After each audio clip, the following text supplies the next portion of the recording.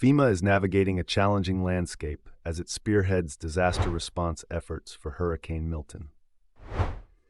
Amidst its crucial mission, the agency finds itself embroiled in political controversy, with certain Republican figures accusing the Biden administration of mismanaging funds and sidelining governors' requests.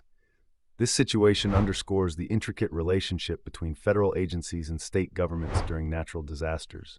Yet, despite facing such partisan tensions, FEMA steadfastly continues its mission, focusing on delivering essential aid to those impacted by the hurricane.